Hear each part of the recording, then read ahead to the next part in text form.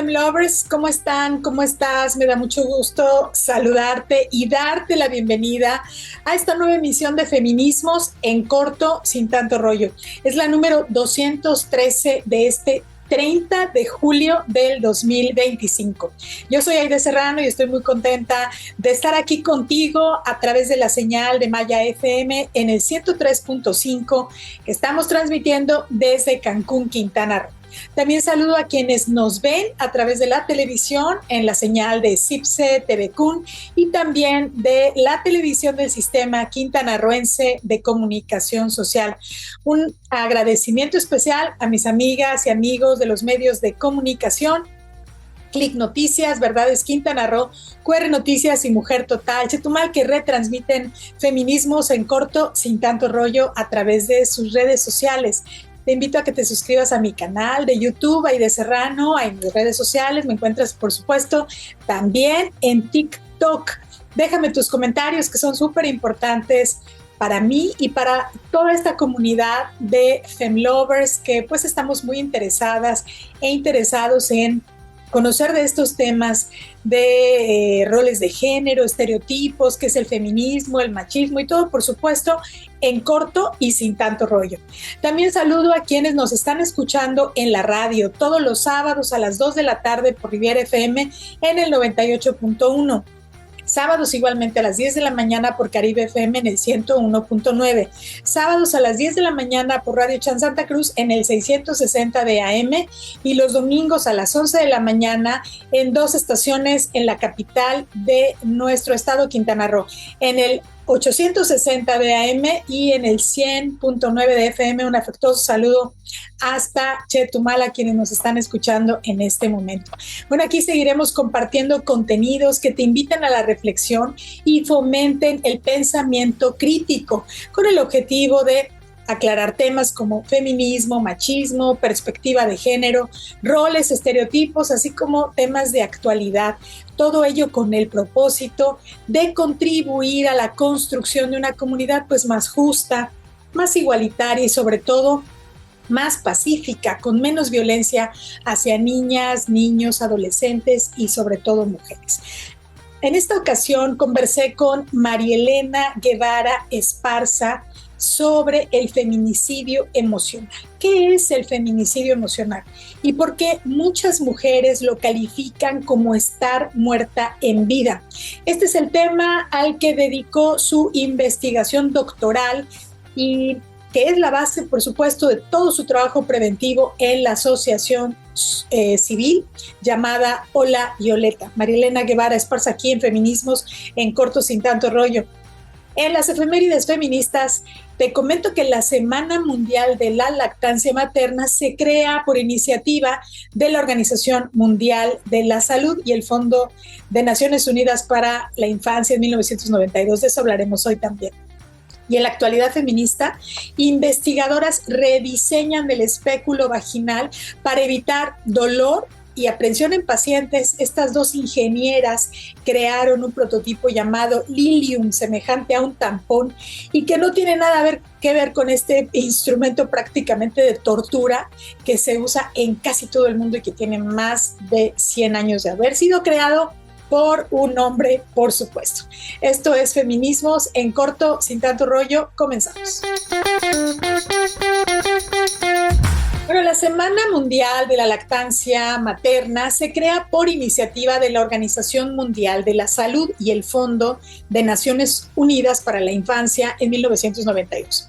Desde entonces, cada año, del 1 al 7 de agosto, en más de 170 países, hacen un llamado a los estados para que promuevan la eliminación de los obstáculos sociales, laborales y culturales que limitan o desincentivan la lactancia materna y así fortalecer las medidas regulatorias dirigidas a proteger, promover y garantizar el derecho a la lactancia materna y la salud de los lactantes.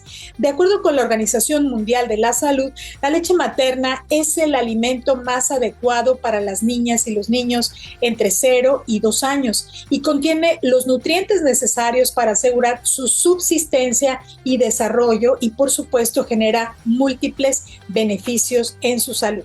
Y bueno, aquí lo primero que yo me pregunto y te pregunto es, por ejemplo, si en tu lugar de trabajo hay un lactario, si hay una zona dedicada única y exclusivamente a que las mamás lactantes pues le den el pecho a sus hijas o hijos.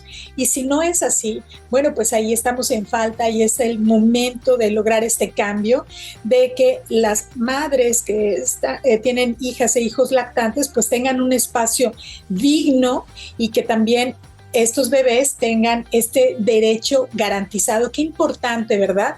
Que estos espacios generalmente han sido en los baños. Las mujeres, además por todos estos prejuicios sociales, no pueden amamantar en público, se les ve mal.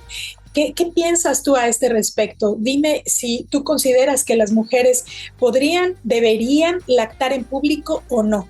Hoy por hoy, esas son las barreras culturales a las que se enfrentan miles de mujeres que tienen que esconderse como si esto estuviera mal visto. Por supuesto que tiene que ver con cómo se ha cosificado el cuerpo de las mujeres, ¿no? Cuando en realidad esta es una actividad natural y que tiene que ver con la subsistencia de esos bebés, de esos seres humanos que acaban de nacer. Bueno, estamos en Feminismos en Corto, sin tanto rollo, continuamos. Cada mes de agosto, UNICEF, la Organización Mundial de la Salud, WADA y sus aliados celebran la Semana Mundial de la Lactancia Materna en 120 países. Su objetivo es concientizar sobre los múltiples beneficios de la lactancia, tanto para el niño como para la madre. Los primeros 1000 días, contados desde el inicio del embarazo hasta el segundo año de vida, es el momento más importante para la buena nutrición.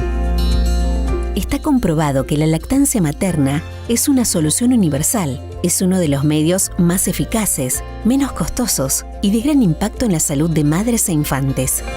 Proporciona todas las vitaminas, minerales, enzimas y anticuerpos que los infantes necesitan para crecer y prosperar. La leche materna es segura, está siempre a la temperatura adecuada, no requiere preparación y está disponible incluso en entornos con malas condiciones de salubridad y agua potable. Aunque tradicionalmente se considera que la lactancia materna está en el dominio de la madre, cuando los padres, las parejas, las familias y la sociedad la apoyan, las tasas de lactancia materna aumentan. Actualmente, en todo el mundo, solo el 38% de los lactantes hasta 6 meses son alimentados exclusivamente con leche materna y la mayoría de los infantes pequeños no consumen una dieta mínimamente aceptable. La lactancia materna es trabajo en equipo. Capacitar a mujeres, padres y acompañantes en igualdad permite que sea posible. Sanatorio Finoquieto y Fundación Medife adhieren por 5º año consecutivo a la Semana Mundial de la Lactancia Materna. En la actualidad feminista, una noticia que ha dado la vuelta al mundo, y se trata de que 2 investigadoras rediseñaron este aparato llamado espéculo vaginal que se utiliza en estos exámenes conocidos como Papa Nicolau y en otros exámenes en los cuerpos de las mujeres. Estas 2 ingenieras crearon este primer prototipo llamado Lilium, semejante a un tampón que se usa en las menstruaciones, ¿no? En sustitución, por ejemplo, de una toalla sanitaria.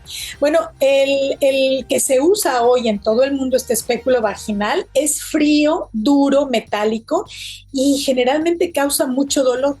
Y es un instrumento prácticamente de tortura medieval. Se usa todos los días en todos los exámenes ginecológicos esenciales alrededor del mundo. Hasta que ahora 2 ingenieras de la Universidad de Delft de los Países Bajos se plantearon rediseñar este impopular y polémico utensilio para que sea menos intimidatorio, pero sobre todo menos doloroso. Por desgracia, dice la investigadora Tamara Hovelin y una de las creadoras de este nuevo espéculo vaginal. Ella dice que tiene mucha experiencia con este instrumento y que nunca lo ha vivido como una experiencia placentera y siempre se preguntó por qué tenía ese aspecto. La doctoranda en diseño médico industrial se adentró en la oscura historia detrás de la creación del espéculo, una de cuyas versiones fue desarrollada por el médico estadounidense James Marion Sims hace 180 años. Fue probado en mujeres esclavas sin su permiso, explicó esta joven de 29 años, quien afirmó que eso le motivó aún más para emprender este proyecto. Hovelin se asoció entonces a Ariadna Izcarragual, quien entonces cursaba un máster en Ingeniería de Diseño Industrial en esa misma institución Delft. A lo largo de las entrevistas hizo bocetos inspirados en la forma original, pero a la gente le seguían dando miedo, relata la investigadora española de 28 años. El espéculo de Cusco, que es el modelo más utilizado, es un dispositivo metálico con un mango, un pico y un tornillo para ajustar su apertura una vez dentro de la vagina. Para muchas su inserción resulta incómoda e incluso dolorosa, a la vez que provoca pues mucha ansiedad. Cuando te asustas, los músculos se contraen y eso dificulta aún más la relajación. Entonces se abre el espéculo que empuja esos músculos tensos y lo hace aún más doloroso. Y bueno, este detalle fue tenido en cuenta por las investigadoras a la hora de desarrollar, por supuesto, su idea. Izcarragual cuenta que intentó buscar formas que pudieran estar relacionadas con los órganos reproductores, como por ejemplo la flor, que también se abre.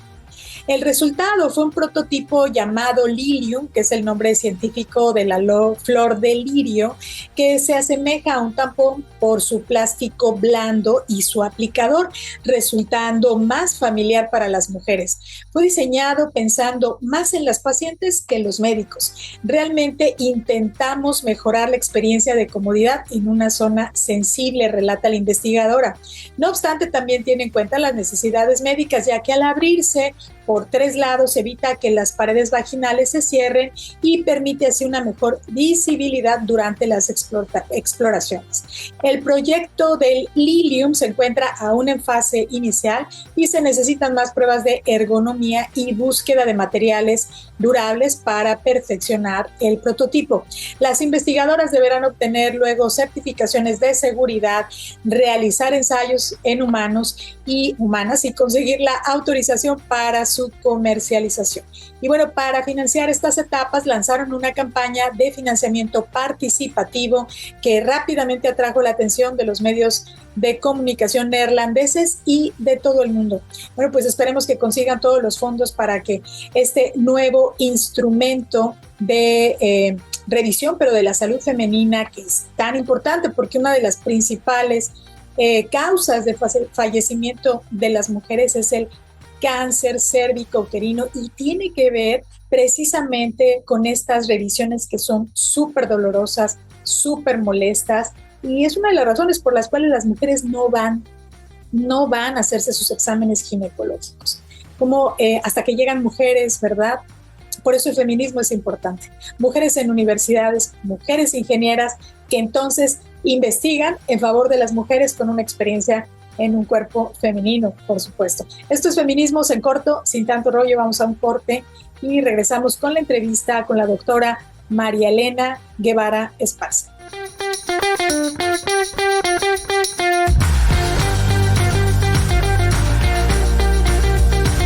Ya estamos aquí en Feminismos en Corto, sin tanto rollo, y estoy muy agradecida y honrada de tener aquí en el programa a la doctora María Elena Esparza Guevara. ¿Cómo estás, doctora?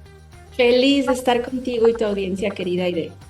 Muchas gracias. Para mí es bien importante tener a figuras, a personalidades del nivel de María Elena Esparza Guevara, porque ponen en la mesa discusiones que son súper relevantes y actuales. Bueno, ella es doctoranda en Historia del Pensamiento por la UP, egresada del programa de liderazgo de mujeres de la Universidad de Oxford y fundadora de Hola Violeta AC. Y ha acuñado un término que me parece, me sacudió la verdad cuando lo leí porque no lo había leído, escuchado y pensé, tenemos que saber más. Y se trata del feminicidio emocional, que es precisamente el tema de su investigación doctoral. Esta investigación, en esta investigación acuñas precisamente este término de feminicidio emocional. ¿De qué se trata? ¿Cómo definirías este concepto para nuestra audiencia aquí en Feminismos en Corto, sin tanto rollo? Sí, Aide, pues efectivamente es un término que puede impactar y ese es el objetivo. Es una manera de nombrar los riesgos y los efectos de la violencia psicológica de género, que es la más prevalente, no solo en nuestro país, sino en todo el mundo, porque tú sabes que estamos hablando de un problema global, de un problema estructural, y además es la más difícil de identificar y por lo tanto de denunciar. Se expresa a través de conductas, de actitudes tan sutiles y tan normalizadas que incluso se llegan a disfrazar de cuidado o de amor. Entonces, para la víctima es difícil identificar cuando está haciendo justo eso, una víctima. Entonces, a mí me importaba mucho nombrar, tú sabes, en el feminismo siempre decimos que lo que no se nombra no existe, y al nombrarlo lo hacemos también política y públicamente relevante. Entonces me importaba mucho nombrar este tipo de violencia a través de un término que genera atención, que genera conciencia y que a lo mejor puede generar también un poquito de polémica, porque yo he recibido, por ejemplo, algunos comentarios de colegas feministas que me dicen, oye, pero es que ese término puede minimizar la importancia de la crisis real, enorme que tenemos en nuestro país de feminicidio material, el asesinar a una mujer por razones de género. Yo creo que es lo contrario, que nos genera un sentido de alerta desde las etapas más tempranas de la violencia y nos invita a detenerla desde esa primera manifestación, porque es muy común, tú lo habrás escuchado y quienes nos están viendo lo habrán escuchado, bueno, pero nunca me ha levantado la mano. Claro, pero ¿qué es todo lo que hay antes de levantar la mano? Y ahí está el violentómetro que desarrolló el Politécnico Nacional y todas esas formas de violencia sutiles que corresponden a la violencia psicológica o emocional van dejando a una mujer muerta en vida. Y eso es lo que es una víctima de feminicidio emocional. Es una mujer cuya voluntad está anulada, cuya autoestima está pisoteada, cuyo autoconcepto ha sido tan afectado que ya cuando se mira en el espejo lo que ve ahí es el reflejo de lo que le ha dicho el violentador, que es una loca, una exagerada, alguien que no vale nada, nadie le va a creer, a nadie le importa. Y eso es tremendo, Aide, eso es estar muerta en vida y es muy peligroso, puede conducir a ideación suicida o puede avanzar hacia las escalas de violencia física, sexual, incluso la violencia feminicida, que es la expresión más atroz de violencia de género. Sí, a mí me parece que has dado en el clavo, que has hecho una aportación importantísima a este activismo para poder visibilizar toda la violencia estructural, sistemática, que no se reconoce, que no se visibiliza, que no se atiende. En Quintana Roo estamos teniendo un aumento en feminicidios. Acaban de asesinar a una niña de 10 años a manos de su padrastro.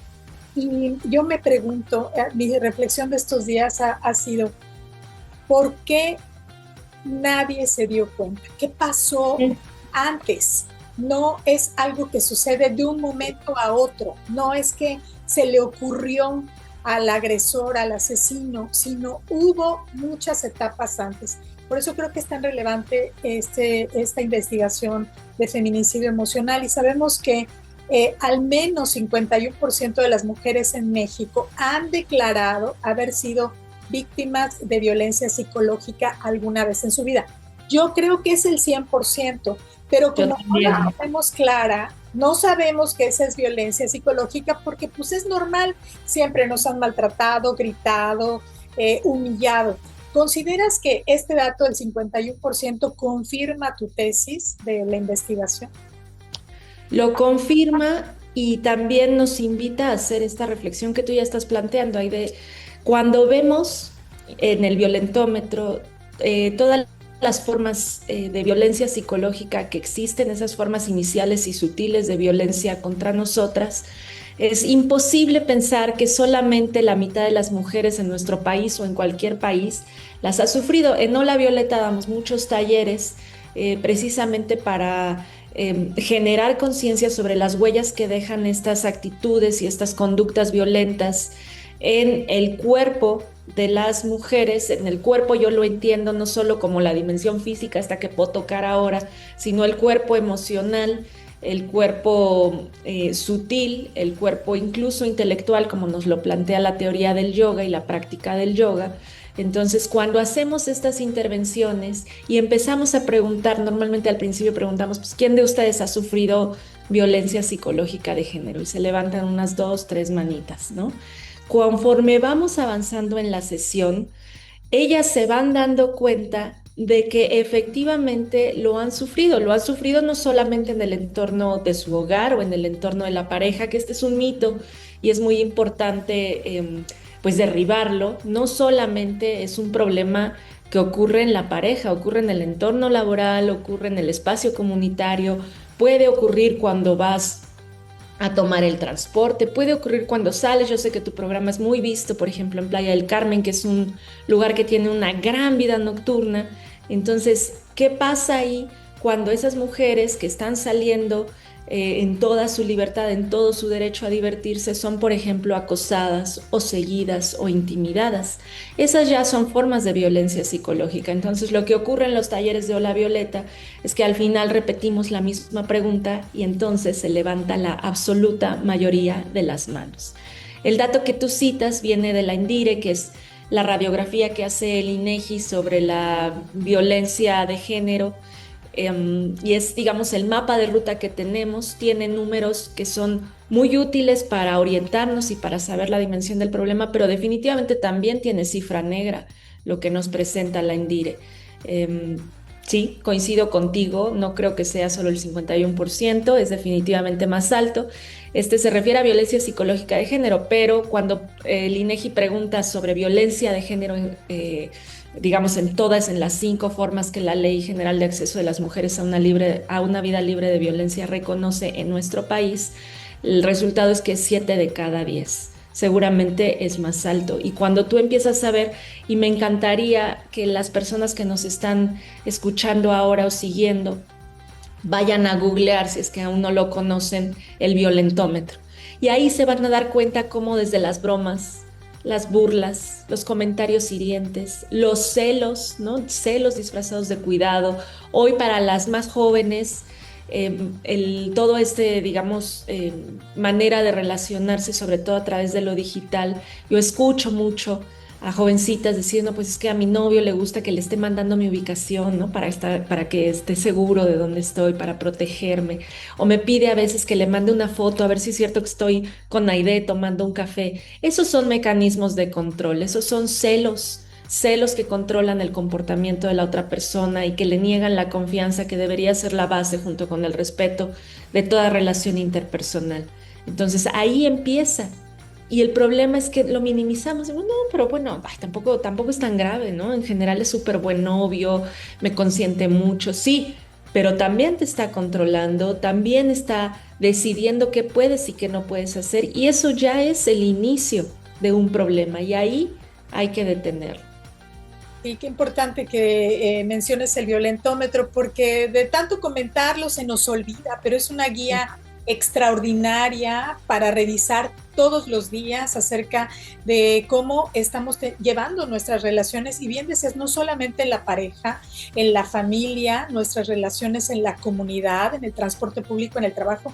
Prácticamente la violencia está presente en todas nuestras dinámicas sociales, por eso también le llamamos violencia estructural.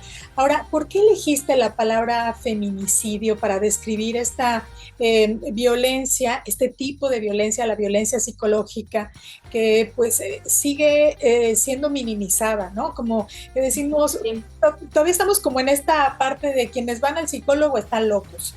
Sí. ¿No? Y también lo vemos como un accesorio de la salud, o sea, si bien nos atendemos el cuerpo, vamos al doctor, al CIMI, porque generalmente nos automedicamos, o sea, no llegamos al doctor.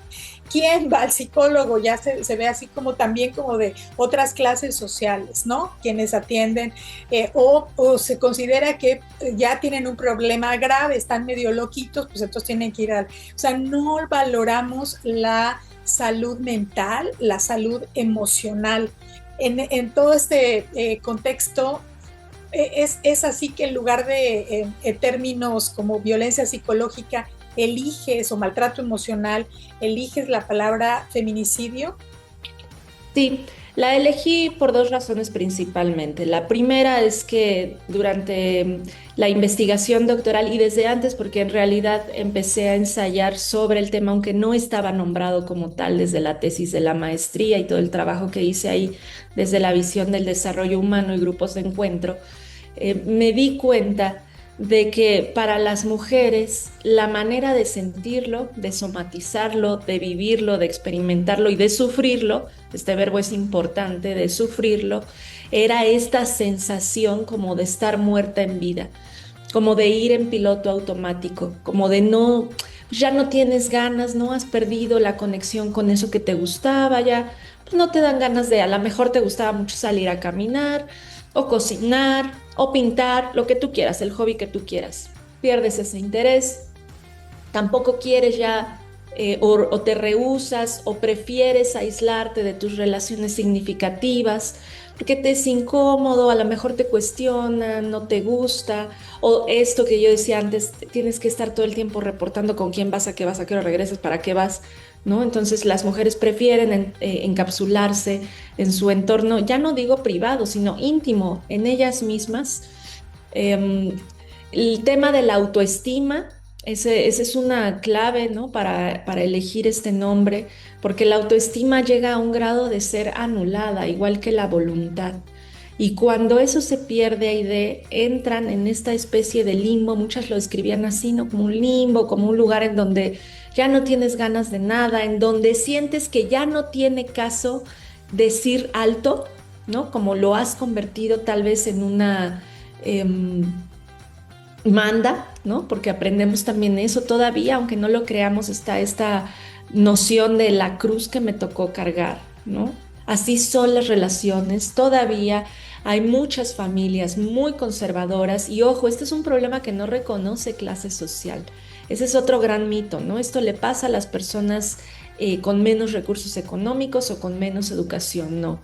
No, la Violeta, hemos trabajado con mujeres de verdad de clase muy alta, con altísimo nivel educativo, que igual sufren esto. Y para no ir más lejos, un caso viral, el caso de Abril, todo mundo recordará, ella era pareja de un alto ejecutivo de una empresa pues muy conocida y la mató cuando iba camino al aeropuerto para por fin salir de esa relación. Pero antes ella había denunciado que un día la despertó a batazos, ¿no? Y casi la mata. Entonces el juez le dice, bueno, si la hubiera querido matar, usted no estaría aquí.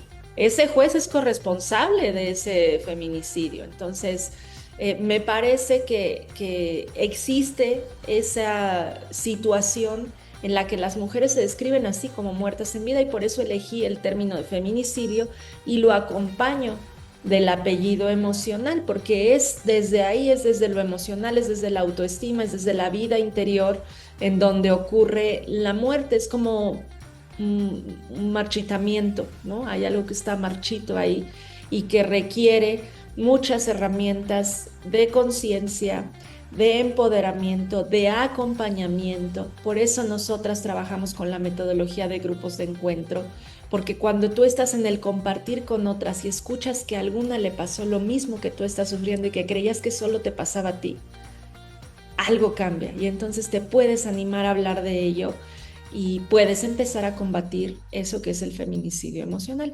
Esa es la razón uno, y la razón dos es para generar alerta. Es un término que me parece que es memorable, que es llamativo y que te permite detenerte un momentito y decir, wow, o sea, a lo mejor me ha pasado.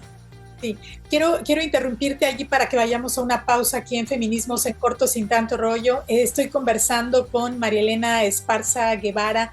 En su investigación de doctorado ha acuñado este término de feminicidio emocional, nos está explicando. Y bueno, vamos a la pausa y regresamos. Ya estamos de vuelta aquí en Feminismos en Corto Sin Tanto Rollo y nos estaba explicando la doctora María Elena Esparza Guevara por qué feminicidio emocional, y creo que has dicho algunas palabras que han resonado muchísimo conmigo, estoy segura que también con muchas mujeres, de este marchitamiento, ¿no? De este encapsulamiento, de esta falta de esperanza, de creer que las cosas no van a mejorar, Sí. y que pierdes el gusto por la vida, ¿no? De pensar que no hay otra manera de vivir. ¿Qué Sí. otras características eh, podrías mencionar que pudieran las mujeres que nos están escuchando identificar para saber si están en una situación ya de feminicidio emocional? Sí, yo siempre recomiendo el ejercicio, que es un ejercicio fuerte, pero es un ejercicio que nos permite darnos cuenta, ¿no? Ese es un concepto clave, darme cuenta. Eh, y es un ejercicio que se hace frente al espejo para explorar cómo está tu monólogo interior. ¿Qué te dices a ti misma? Entonces, cuando tú te miras en el espejo y se hace acompañado pues de una libreta, entonces, ¿qué te dices? ¿No? Estás ahí, estás frente a tu reflejo. ¿Qué piensas de esa persona? ¿Qué observas? Lo hacemos primero, por ejemplo. Sí, es muy fuerte, es muy fuerte. A veces en los talleres yo llevo un espejo de cuerpo completo y lo hacemos todas juntas y nos arropamos, porque sí es una experiencia pues muy potente. Normalmente el encuentro frente al espejo es rapidísimo, ¿no? Porque me estoy pintando, porque tengo que ir a trabajar, porque tengo que ir al siguiente pendiente, porque estoy en la rutina cotidiana. Pero pararte ahí y escuchar qué palabras vienen, cuáles son los calificativos, cómo observas tu cuerpo, cómo lo calificas, cómo lo juzgas, qué palabras vienen. Y entonces empiezas a anotar.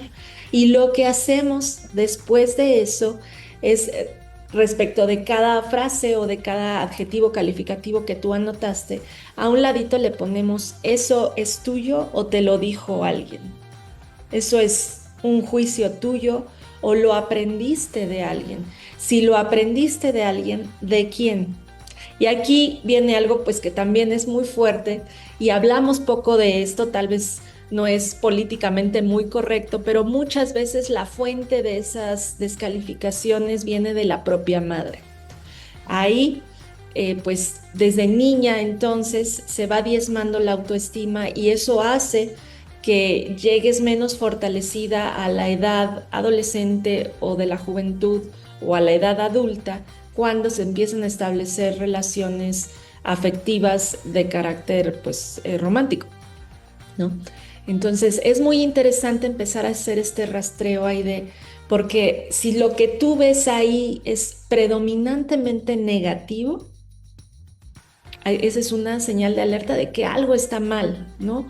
Y si lo que tú ves ahí es que la fuente, por ejemplo, de esas calificaciones o de esos juicios, por ejemplo, es tu pareja, pues algo está mal ahí. Tal vez no ha pasado a los golpes, pero si te golpea internamente, si golpea tu ser, ¿no? Así lo llamamos, porque digamos todo el sustento filosófico que tiene la tesis doctoral que está dedicada a este tema, tiene que ver con esta noción de cuerpo y alma como unidad. Es algo que postula desde la filosofía del yoga, pero también, por ejemplo, desde una lectura feminista de Aristóteles podemos sustentarlo. Y luego viene toda una parte derivada del capitalismo y del patriarcado, en donde nos enseñan que lo valioso es el cuerpo que puede ser comercializado, el cuerpo que es objeto, el cuerpo que es mercancía, el cuerpo que es lo que los otros miran o las otras miran. Pero el alma empieza a ser pues como pues algo menor y luego casi esotérico, ¿no? Tú crees en el alma, como si estuviéramos hablando de los fantasmas. Entonces yo reivindico siempre la noción del ser como esta unidad entre cuerpo y alma. ¿Y qué es lo que daña tu ser? Hay golpes a tu ser, sí los hay. No te van a dejar un moretón, no te van a dejar un rasguño, no te van a dejar una huella que sea fácil de detectar por la mirada de otras personas, pero claro que van lastimando tu interior, tu autoconfianza, tu seguridad. tu posibilidad de desenvolverte en el mundo. Entonces, este ejercicio pues puede ser una muy buena orientación para empezar a detectar, uno, quién es la fuente de los juicios negativos que tú te impones y que te asumes sobre ti.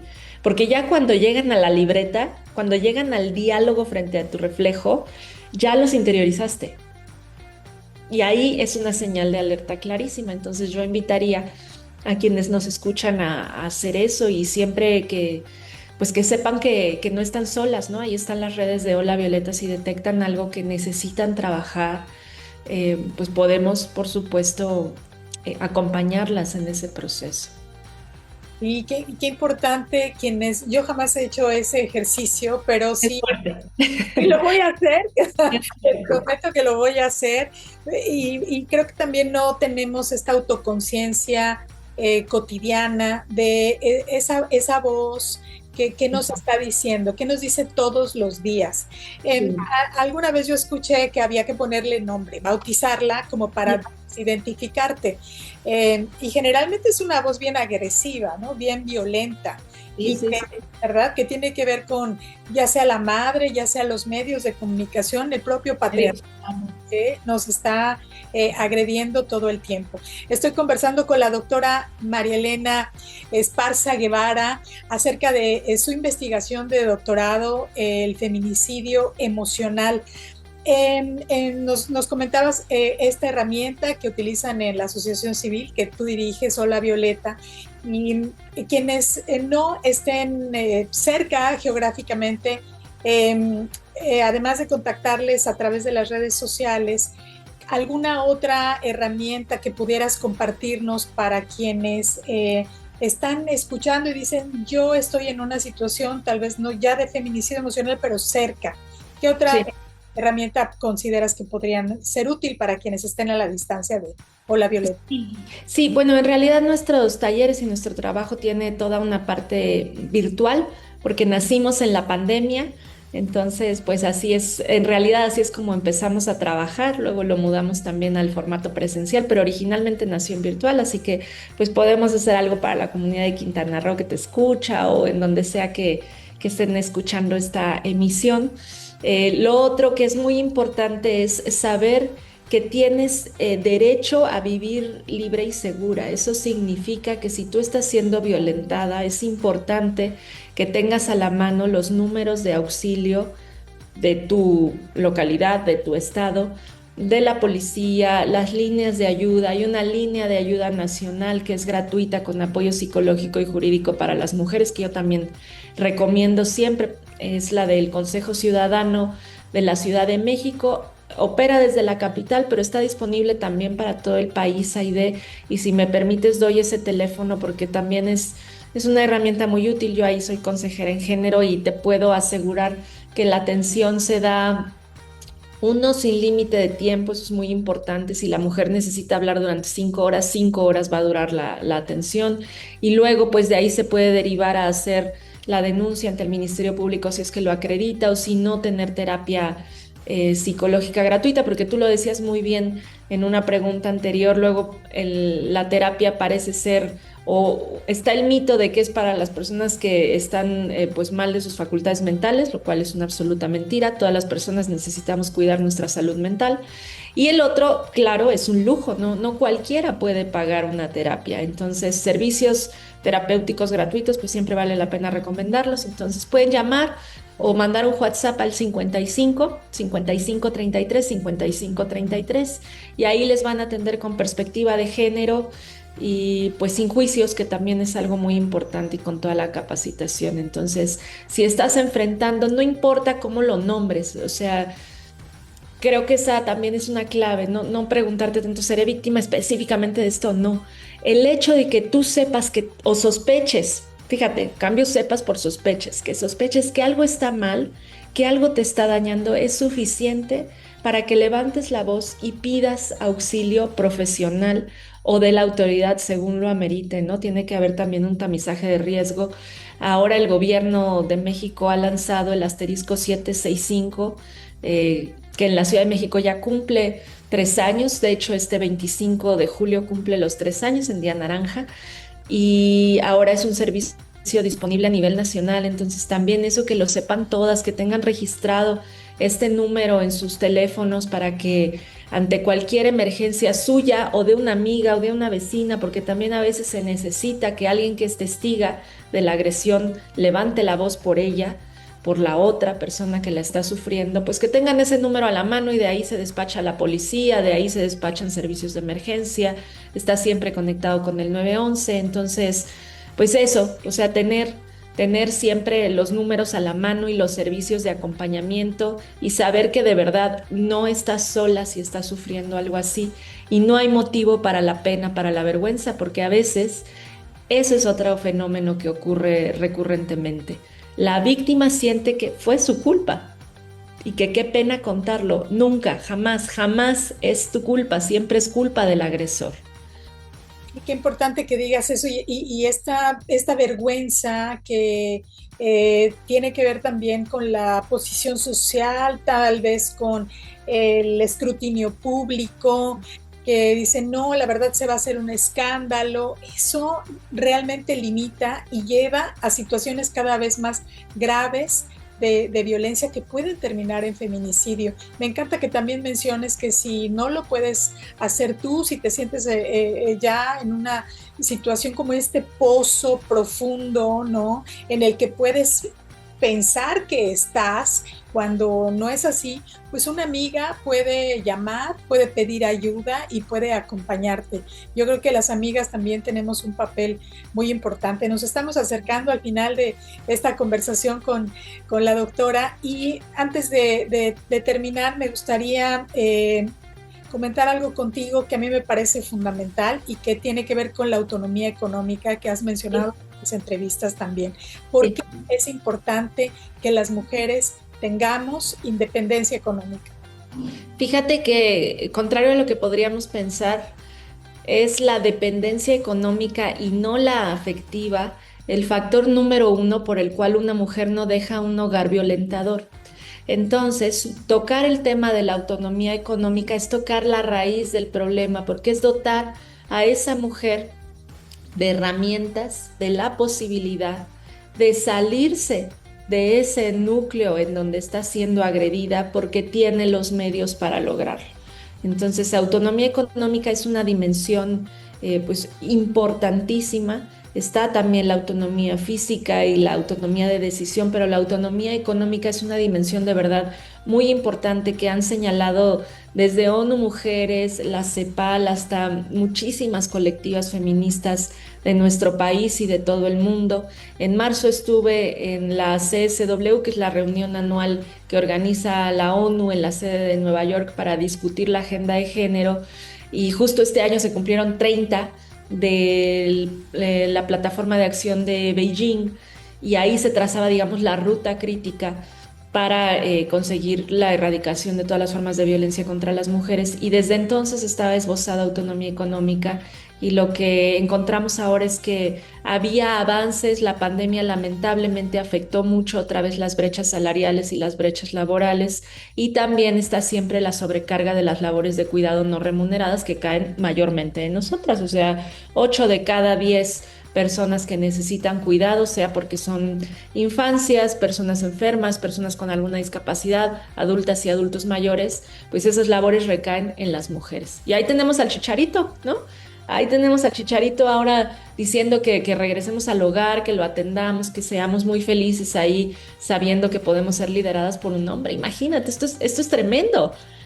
Todavía hoy es 2025 y tenemos todavía pues influencers, porque francamente el Chicharito es una persona muy seguida que puede generar un pésimo ejemplo y un efecto pues exponencial en generaciones que lo siguen y que creen que claro que ese es un gran ejemplo. Entonces, no, tenemos que luchar por la autonomía económica de las mujeres, por nuestro derecho a poder ser lo que se nos antoje ser.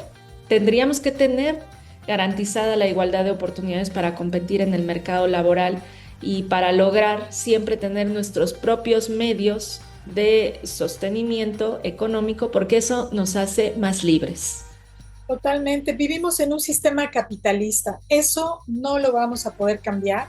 Es un sistema además patriarcal, donde quienes tienen las de ganar generalmente son los hombres. Entonces, las mujeres tenemos que tener dinero. Con dinero tomamos otras decisiones, fundamentalmente salir de hogares violentos. Yo lo digo también, doy talleres, tengo un taller que se llama Quien paga, manda, y para identificar la violencia económica. Y yo les digo a las mujeres, ¿ustedes creen que estas mujeres que llegan a las fiscalías, muchas veces con sus hijas e hijos que ni siquiera han desayunado, llegan, apenas lograron salvar algunos documentos y están poniendo una denuncia? Generalmente cuando llegan a las fiscalías es porque tienen miedo de que las maten a la siguiente golpiza o que maten a alguno de sus hijos, porque esa violencia tiene mucha historia y antecedentes. Y les pregunto, ¿ustedes creen que si tuvieran terrenos, ahorros, hubieran llegado a ese momento? Toda unánime respuesta, no. Exacto, eso es lo que quiere Chicharito. Lo que quiere Chicharito. Exacto, que dependamos económicamente para perder libertad, control, decisión de nuestras propias vidas. Muchísimas gracias, doctora, por haber estado aquí en Feminismos en Corto, sin tanto rollo. Se nos acabó el tiempo, tengo tantas cosas que quisiera preguntarte. ¿Algo más que quisieras agregar? No, agradecerte, Aide, el espacio, invitar a todas a que nos sigan en nuestras redes. Es Hola, como Ola de Mar, ustedes están muy cerca del mar, qué fortuna. Hola Violeta AC, estamos en Instagram, en X, y está nuestra página también disponible. Ahí tenemos muchos recursos que pueden serles útiles, y pues gracias, Aide, gracias por abrir tu espacio a nuestro proyecto. Gracias a ti, doctora. Ha sido un honor, un placer de verdad tenerte aquí. Te mando un fuerte abrazo, mucho éxito en Hola Violeta. Ya escucharon que además hay talleres virtuales, no importa dónde estemos, podemos tenerlos. Vamos a hacer ese taller pero esa actividad que nos recomendaste del espejo. Y es una gran recomendación. Muchas gracias, te mando un fuerte abrazo. Gracias a ti. Vamos a llevar un taller a Playa del Carmen. Imagínate qué bueno estaría eso, ¿no? Hagámoslo, claro que sí. Bueno, muchas gracias. Hasta la próxima. Gracias a ti, hasta pronto. Bye. Así llegamos al final de esta emisión de Feminismos en Corto, sin tanto rollo. Gracias a quienes lo hacen posible.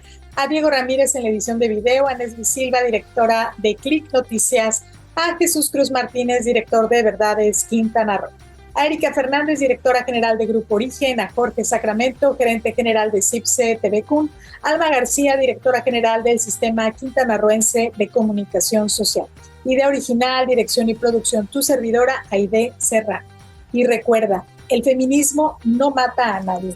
En cambio, el machismo mata al menos a 11 mujeres cada día en solo un México. Muchas gracias y hasta la próxima.